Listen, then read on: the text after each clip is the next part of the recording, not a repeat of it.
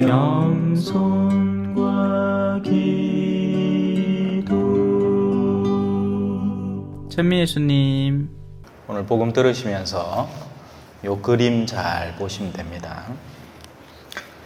그때 예수님께서 제자들에게 이런 비유를 들어 말씀하셨다. 하늘나라는 저마다 등을 들고 신랑을 맞으러 나간 10 처녀에 비길 수 있을 것이다. 그 가운데 5은 어리석고 5은 슬기로웠다. 어리석은 처녀들은 등은 가지고 있었지만 기름은 가지고 있지 않았다. 그러나 슬기로운 처녀들은 등과 함께 기름도 그릇에 담아 가지고 있었다. 신랑이 늦어지자 처녀들은 모두 졸다가 잠이 들었다. 그런데 한밤중에 외치는 소리가 났다. 신랑이 온다! 신랑을 맞으러 나가라! 그러자 처녀들이 모두 일어나 저마다 등을 챙기는데 어리석은 처녀들이 슬기로운 처녀들에게 우리 등이 꺼져가니 너희 기름을 나누어 다오 하고 청하였다. 그러나 슬기로운 처녀들은 안 된다. 우리도 너희도 모자랄 터이니 차라리 상인들에게 가서 사라 하고 대답하였다. 그들이 기름을 사러 간 사이에 신랑이 왔다. 준비하고 있던 처녀들은 신랑과 함께 혼인잔치에 들어가고 문은 닫혔다. 나중에 나머지 처녀들이 와서 주인님, 주인님, 문을 열어주십시오 하고 청하였지만 그는 내가 진실로 너희에게 말한다. 나는 너희를 알지 못한다 하고 대답하였다. 그러니 깨어있어라. 너희가 그 날과 그 시간을 모르기 때문이다. 주님의 말씀입니다.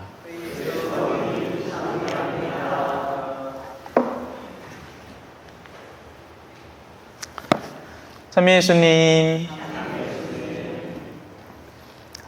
자는 등자는 누구나 들고 있는 겁니다. 영혼입니다. 이제 그 영혼 안에 키워둘 불은 영혼의 빛을 의미하고 그 불을 켜는데 소요되는 기름은 영혼의 덕들을 의미하죠. 그건 하루아침에 쌓이는 게 아닙니다. 그죠? 그리고 주인을 기다리는 동안 그 기름이 소진되어 가는 겁니다. 그래서 그 기름을 나눌 때 내가 누군가를 돌본다고 거기에다가 기름을 더 써버리고 있을 때 나한테 소요되어야 될 것마저 같이 꺼져버리면 둘 다 구렁이에 들어가 버리고 맙니다. 물론 나누기도 쉽지 않은 겁니다. 덕을 어떻게 나눠줍니까? 다만 소요되는 덕을 적절한 시기에 잘 쓰기 위해서는 잘 축적시켜두고 아껴둬야 됩니다. 오늘 물론 강론도 강론이지만 아침부터 바빠십니다. 세부 올라가 운동 한판 하고 그러고 들어가고 이제 씻고 막 바리바리 준비해가 이제 아침 일찍 병자봉성체를 나갔어요. 오늘 하나, 둘, 세 군데를 갔다 왔는데 막 장소도 막 다양해. 여기저기 막 돌아다녔습니다. 참 인상적인 한 분은 죽음을 준비하면서 자신을 어떻게든 조금이나마 더 깨끗이 하고 싶어서 봤던 성사를 다시 보면서 더 자신을 준비하고 있었습니다. 기억을 더듬어 또 과거에 내가 영향을 아직까지 받고 있는 어떤 것들을 더듬어 자신을 더욱더 맑게 정화하면서 성사를 준비하고 계셨어요. 인상적이었습니다. 아, 이분 좋은 데 가겠다. 확신이 들었습니다. 한 분은 내가 왜 갔는지 모를 정도로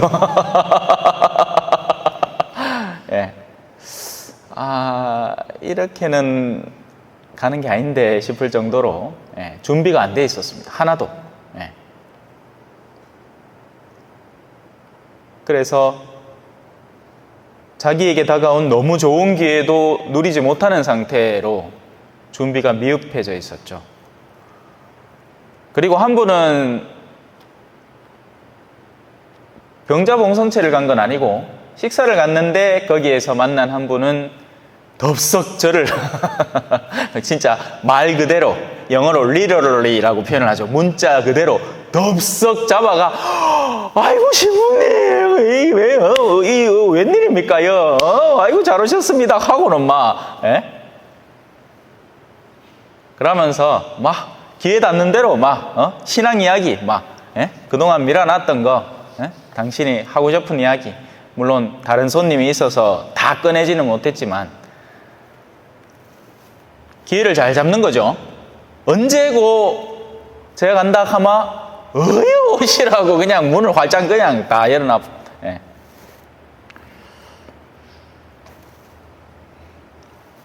그걸 체험시켜 주시더라고요. 예. 하필이면 오늘 이 어리석은 처녀와 이 현명한 처녀의 비유가 나오는 이날.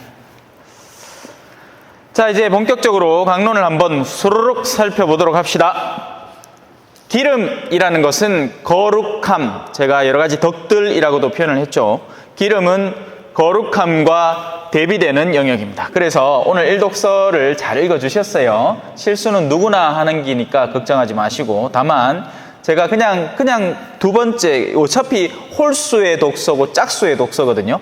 그래서 뭐 둘 중에 하나 읽어도 큰 문제는 없습니다. 근데 오늘 제가 할 강론에 일독서가 들어가니까 그래서 한번 검토해서 다시 한번 읽게 해드린 거예요. 자, 오늘 일독서는 이렇게 얘기합니다. 하느님의 뜻은 바로 여러분이 거룩한 사람이 되는 것입니다. 하느님의 뜻은 우리 모두가 거룩한 사람이 되는 것입니다. 그리고 복음은 기름을 준비하지 않은 처녀들, 즉 등불에 불을 밝혀두지 않은 처녀들이 하늘나라에 함께 들어가지 못하는 장면을 연출해냅니다. 그래서 우리는 기름과 거룩한 사람이 되는 것 사이에 상관관계가 있다는 것을 충분히 짐작해 볼 수 있죠. 기름은 거룩한 사람이 되는 것, 기름이 없는 것은 거룩하지 못한 사람이 되는 것, 성경적 표현으로는 더러운 사람이 되는 것입니다. 기름을 지니고 등불을 밝혀둔 삶은 깨어있는 삶입니다. 그렇다면 반대로 기름이 없는 삶은 등불이 꺼진 삶이고 잠들어 있는 삶이며 거룩하지 못한 삶과도 충분히 연계되는 거죠.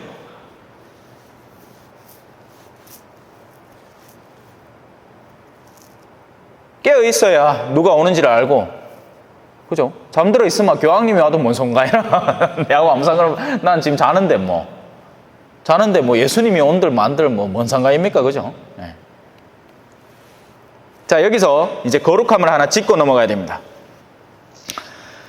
거룩함을 본격적으로 살피기 전에 그러면 그 반대편에 서 있는 것부터 살펴보는 게 중요할 것 같습니다. 왜냐하면 일독서에 그 반대에 해당하는 영역들이 충분히 서술되어 있거든요.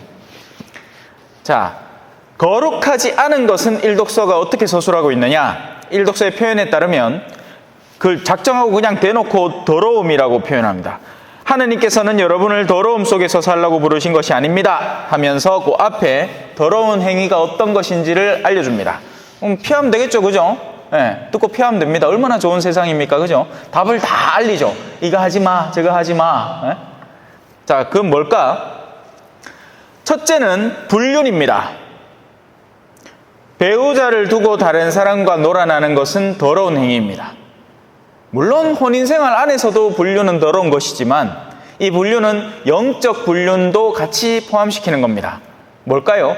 하느님을 두고 다른 것과 놀아나는 상태를 영적 불륜이라고 볼 수 있는 겁니다.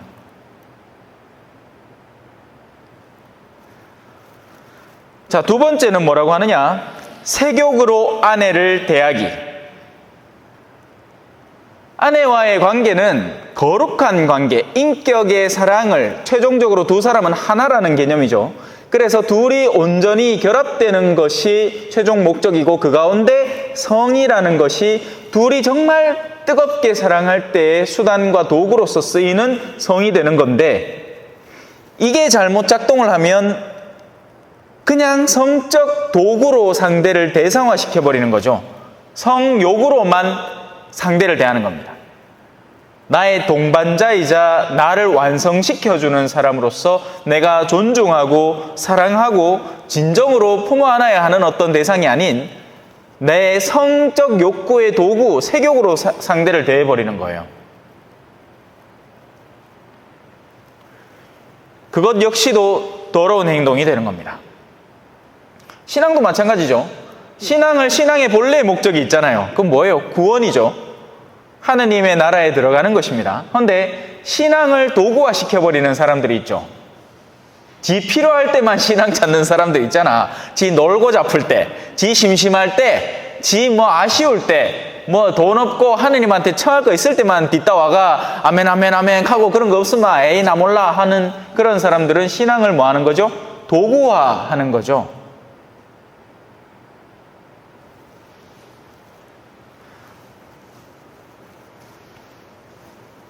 불륜과 세욕으로 아내를 대하는 사람들, 그리고 이런 일로 형제에게 잘못을 저지르거나 그를 속이는 일을 하는 사람, 특히나 이제 불륜이겠죠.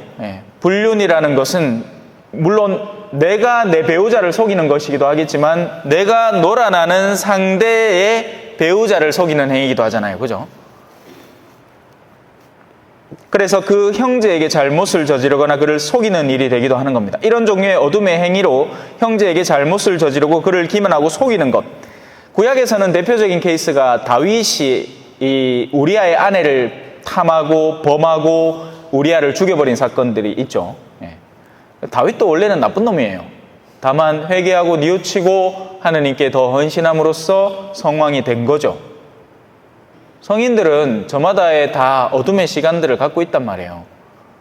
완벽한 사람은 존재하지 않습니다. 예수님 말고는. 물론 테살로니가 신자들에게 보내는 편지이기 때문에 그 테살로니가 신자들이 전반적으로 겪고 있는 어두움 가운데 뚜렷이 드러나는 어떤 영역을 지금 바오로 사도는 수정하려고 애를 쓰는 거지만, 문제는 여기서 우리가 확연하게 줄 수 있는 하나의 주제는 더러움에 해당하는 구체적인 행동들이 존재한다라는 것입니다. 그러나 여기서 착각하지 말아야 할 것은 그 더러움에 해당하는 행동들이 왜 더러움에 해당하는 행동들이 되느냐 하면 그 행동들을 하는 인간의 내면 속에서부터 더러움이 선재하기 때문에 그 행동으로 치달아가는 겁니다. 이걸 착각하면 안 돼요. 행위 자체가 그냥 더럽다가 아니라 그 행위를 하기 이전에 내면에 형성되어 있는 생각이 더럽기 때문에 그 행위의 결과로 그게 뿜어져 나온 것일 뿐입니다. 뱃속에 똥이 차이시 똥구멍을 열마 똥이 푹 튀어나오는 기라요. 똥이 튀어나오는 순간만 더러운 게 아니라 이미 뱃속에서부터 더러운 것이 형성되어 있는 거죠. 사실 방구도 냄새가 다양하죠. 강론 중에 방구 얘기해서 죄송합니다. 똥 얘기하고. 하지만 인간의 생리적인 현상은 이건 나쁜 게 아니에요. 사람들은 착각하는 겁니다. 충분히 예시로 쓰일 수 있죠. 그래서 우리가 먹는 음식 식재료에 따라서 실제로 똥도 전혀 다른 양상들을 드러냅니다. 그죠? 어떤 거는 막 냄새가 막 지독해. 근데 어떤 거는 냄새도 크게 안 나고, 그죠? 모양도 막, 죄송합니다. 여기까지 합시다. 이거는 너무, 막 똥 모양 서술하는 건 너무 많은 것 같다. 내가 생각해봐도. 자, 여튼 중요한 건 그게 아니고, 더러움의 행위들이 존재합니다. 어떤 행위는 그 자체로 사실은 이미 더러움에 속한 거 맞아요. 불륜을 뭐로 변명하겠습니까? 안 되죠. 근데, 그런 여러 가지 행위들 속에 이미 내재되어 있는 의도의 더러움이 사실은 더 중요한 거라고요. 자, 이걸 이제 뒤집어야겠죠? 자, 그래서 지금 데살로니가 신자들을 조금만 더 건드리면, 데살로니가 신자들은 불륜과 그리고 세욕으로 아내를 대하는 것 같은 어떤 성적 타락에 시달리고 있는 겁니다. 근데 그 시달리는 근간에는 이 일독서 안에 그 이유가 뭐로 서술되느냐? 두 가지입니다. 하나, 하느님을 몰라서 그렇게 한다. 둘, 세욕이라는 내면에 존재하는 강한 욕구 때문에 그렇게 하는 겁니다. 맞죠? 하느님을 알면 성적인 욕구가 용솟음 쳐도 참을 수 있겠죠.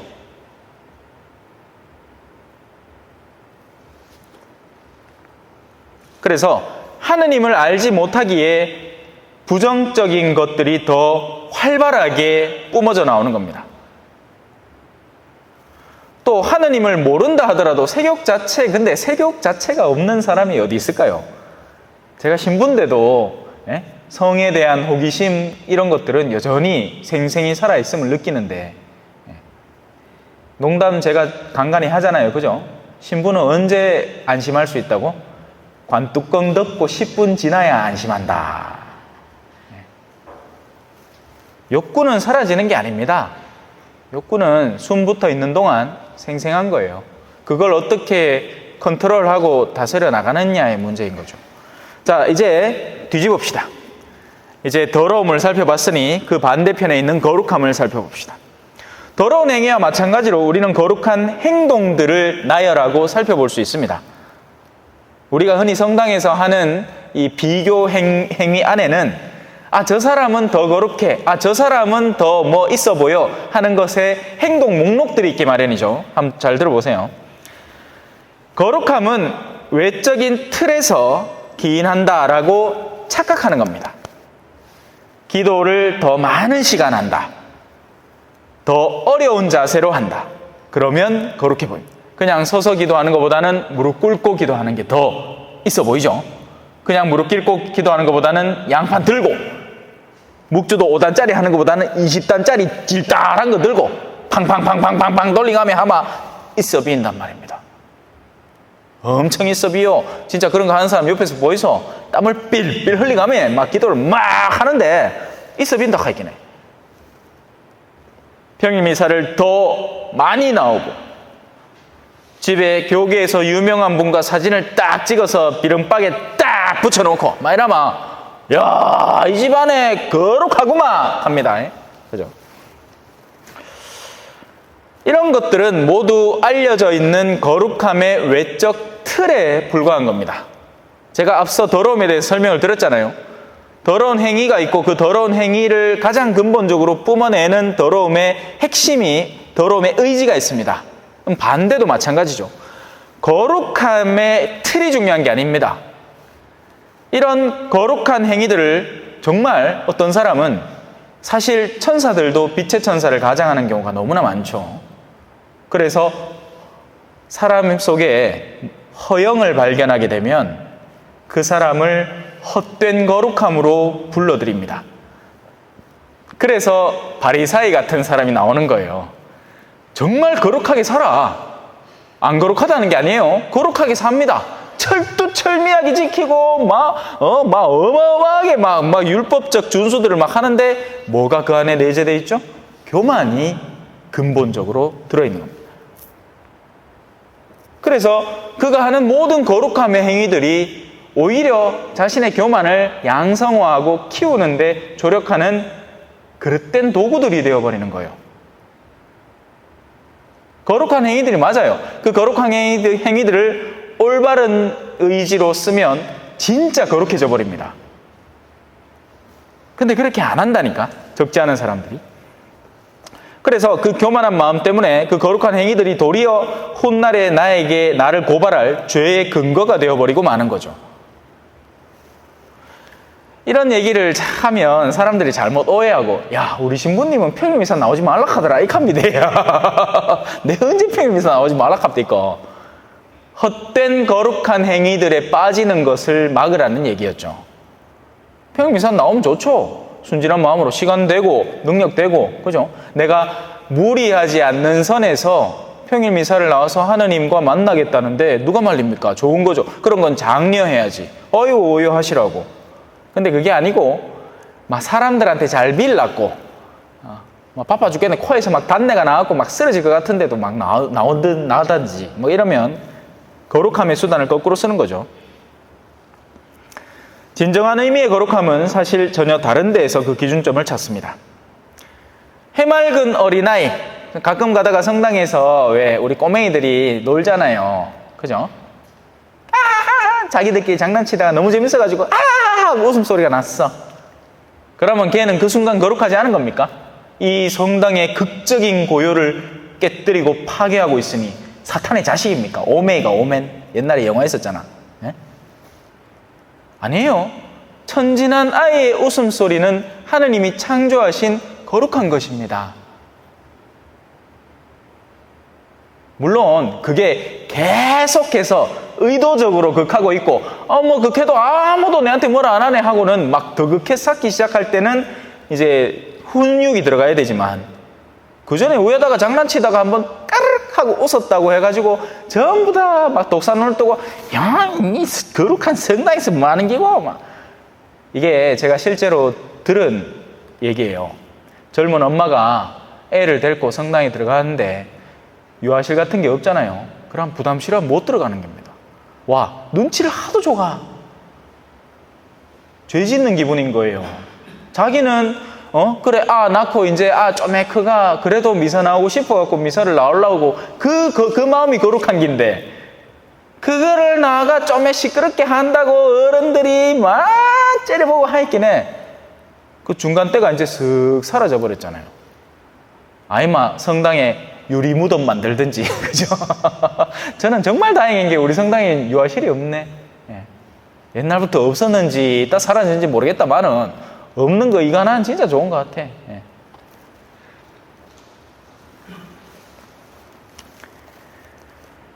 그래서 그런 어린아이가 거룩하지 말라는 법이 없고 쾌활하게 웃는 사람이 거룩하지 말라는 법은 없습니다. 강론 때 똥 얘기 좀 했다고 거룩하지 않은 신부가 되는 게 아니라고요. 예? 실컷 막 강론 때 점잖아 얘가 가면 뭐합니까? 뒤로 호박씨 다 까고 있으면 나쁜 놈이지. 안 그래요? 예? 진정한 의미의 거룩함은 오직 하나의 근원에서 기인합니다. 앞서 더러움이 뭐라고 했죠? 하느님을 알지 못하는 데서 더러움이 기인한다고 했죠. 그거 뒤집으면 됩니다. 거룩함은 거룩하신 분과의 유대관계에서 거룩함이 뿜어져 나오는 겁니다. 사실 우리 가운데 그 누구도 거룩하지 않습니다. 저도 거룩하지 않습니다. 오직 한 분, 하느님만 그분의 외아들과 성령만이 거룩하시죠. 그렇다면 그분과 유대관계를 깊게 맺고 있는 사람일수록 진짜 거룩해지는 겁니다. 저는 오늘 병자봉성체를 다니면서 그 거룩함의 흔적을 맛본 거고요. 이분은 정말 하느님을 사랑하는 어른이구나. 존경스럽더라고요. 나이가 많다고 다 존경스러운 건 아니죠. 하느님을 잘 알고 그분을 사랑하는 모습을 볼 때 그 삶도 다르고 그 내면의 성향도 완전히 다른 겁니다. 어떤 어른은 추악하죠. 돈비 몰라. 입만 열면 도이다. 정치기나 도익이나 땅이기나 여 사람들 소복하대. 봤어요. 내 오늘 복돌이 될 거 미사 전에 쭉 나가 방에 이제 그래 오후 3시에 들어왔는 거예요. 아침 8시 40분에 나가가 그래 이제 좀 쉬려고 누웠는데 막 갑니다. 막 이게 뭔 소리고 맞지? 나는 성당 안에 무슨 음악 우퍼 큰 거 틀어놓은 줄 알았어. 나중에 이제 보이기네 면사무소에 지금 가수 불러가는 노래하고 난리 나십니다. 사람들이 복닥복닥 하더라. 그 사람들 우리 성당 오면 얼마나 좋을까. 그죠? 오늘 같은 날 그 뺑아리 모자 쓰고 저가갖고 책 돌려야 되는데 그러면 이제 성교 가야지 다 기분 나빠할 걸. 이 좋은 날 뭐 하는 짓입니까? 하면서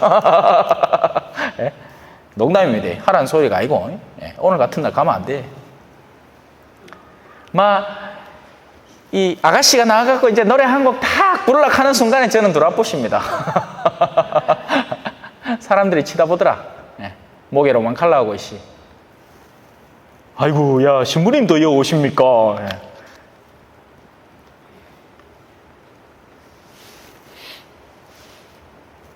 향수를 지닌 병이 조금 못생겼다고 향기가 사라지진 않죠. 마찬가지로 하느님을 품은 사람이라면 그의 모든 행실에서 하느님의 거룩함이 묻어나게 됩니다.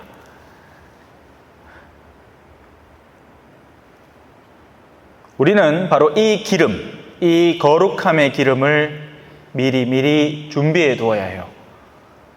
그래서 가로는 꽤 하느님 운 좋게 만나가 하늘나라 들어갈 수 있습니다. 그건 정말 땡 잡은 기죠. 하지만 그럴 가능성은 굉장히 희박합니다. 죽기 전에 오히려 더 많은 난관들이 우리에게 밀어닥칠 것이고 우리가 갖고 있는 거룩함의 흔적들을 조금씩 튀어나갈 겁니다. 어르신이 되면 그래도 젊었을 때 갖고 있던 인내가 더 부족해지기도 할 것이고, 우리를 더 성가시게 만드는 일들이 더 잦게 더 자주 일어날 겁니다. 믿었던 자녀들에게서도 실망을 더 많이 하게 될 것이고, 섭섭함을 두세 배로 더 느끼게 될 겁니다. 그때 뭘 쥐고 있어야 버텨나겠죠? 거룩함을 쥐고 있어야 버티는 겁니다. 내가 지금까지 쌓은 훈련으로 그 마지막 생의 순간들을 견뎌내야 하는 거예요. 그렇게 되지 않을 때 막 욕퍼붙다가 어느 날 하고 가쁩니다. 그러면 눈 떠보면 불이 벌벌 끼라. 누구 막 저주하다가 죽었잖아. 그러면 안 돼요.